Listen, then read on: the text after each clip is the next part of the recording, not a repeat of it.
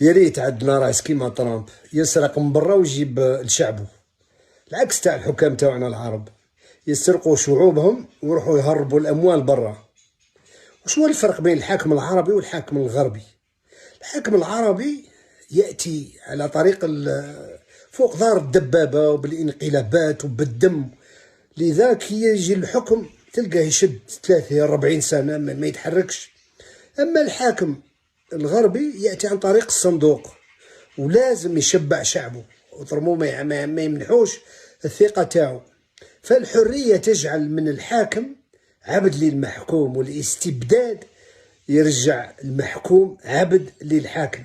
إذا حبينا نتمتعوا بالحرية وبالأموال تاعنا فعلينا بالحرية والانتفاضة. قوموا إلى حراككم يرحمكم الله، فتحرروا، فإن الحياة بدون حرية ليست بحياة.